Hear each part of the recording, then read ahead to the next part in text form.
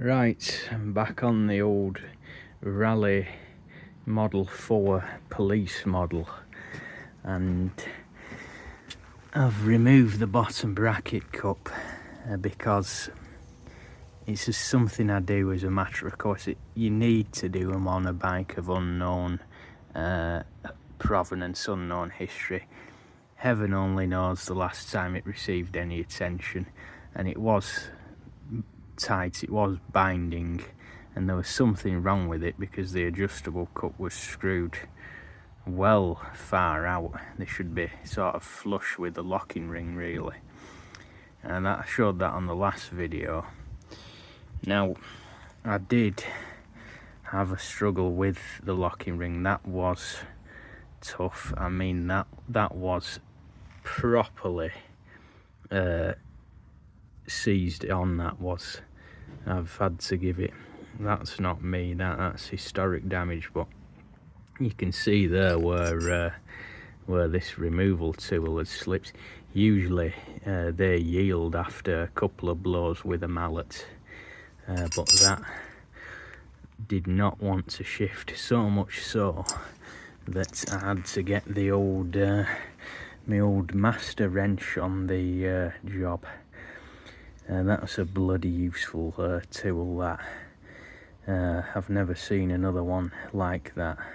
I'm sure they do exist, but when I go to the flea market, my tool man Carl, he always has a few good things. Most of my tools came from him actually.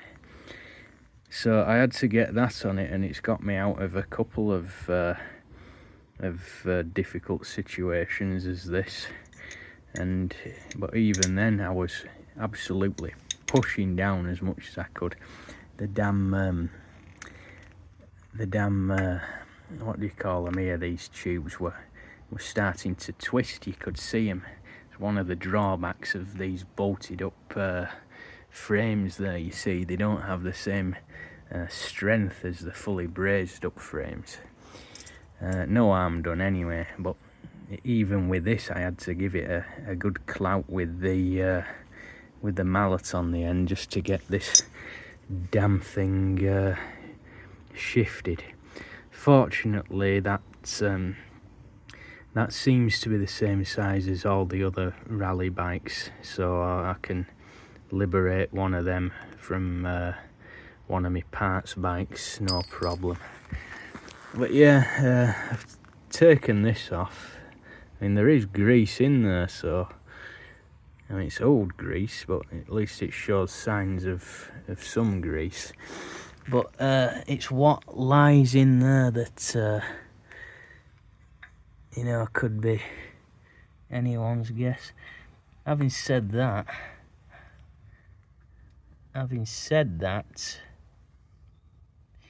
I think what might have happened here is, you see there, perhaps one of the ball bearings has got jammed behind another one, and as whoever did it last has been tightening it up.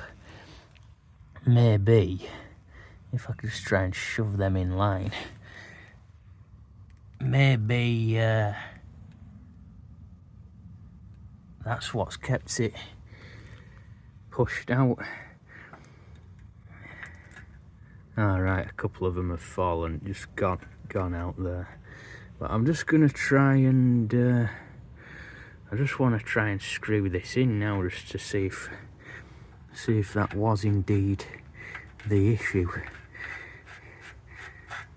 or the problem I should say, not the issue. It was very much a problem.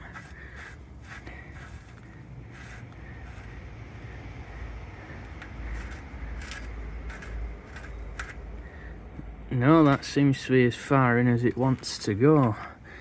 Having said that, again, that would appear to be much farther in than it was before.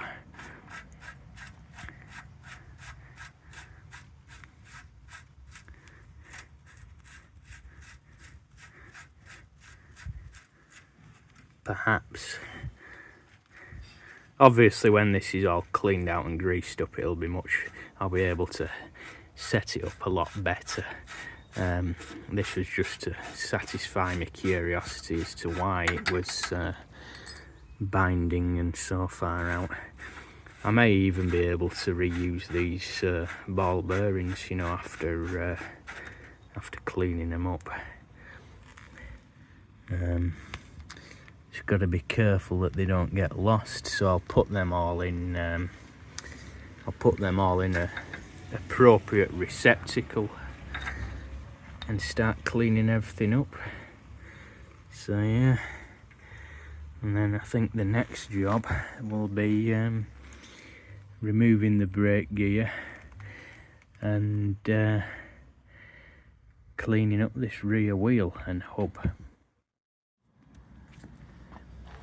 Couple of loose spokes, they just want tightening up with a spoke key like that, multi-tool. So I'll do that. I've cleaned up inside where the rim tape goes inside the rim there.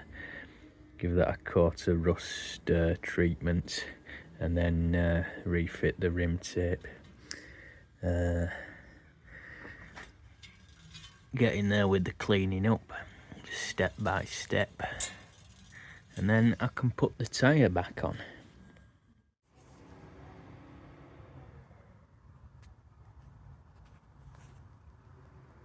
So I've just smoothed down the rusty areas there, which were quite bad. You can see the quality of the steel. It's very good. So the next job will just be rust proofing and paint as a preventative measure and make it look a bit nicer, because it was pretty bad before. Same with an area around the seats there. Then I'm gonna have to do the mudguard at some point, because it's all this wants doing. I'll straighten that stay out with a hammer, knock that straight, and then do the inside of this as well. It's very, very long and tedious labour, but it has to be done. And once it's done, that's it then for years and years and years. So it's worth doing it properly the first time round. That's come up very well. I just need to do a bit of final polish. A lot of cleaning involved picking out all the solidified oil and grease and dirt from between the spoke ends here, where it always collects, but it has preserved the chrome work. I've cleaned that up internally as well. I've sprayed a load of degreaser through the oil port and just let it drain out. A solvent degreaser, so it dries, you see.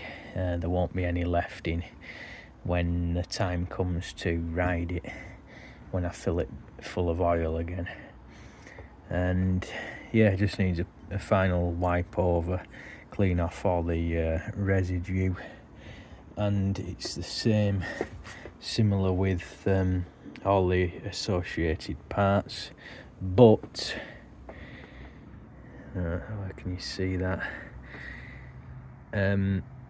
This is worn out, it's hooked, which is quite disappointing for a supposedly heavy duty model. It'll have to go back on just for the time being, but I really do need to source a replacement one of those now, which might prove difficult with it being a thicker sprocket for the thicker chain. But that was only apparent once I'd cleaned all that heavy layer of dried on dirt and oil off it. So a new sprocket is required. I'm hoping the chain wheel's okay. I'm hoping it is. They're generally much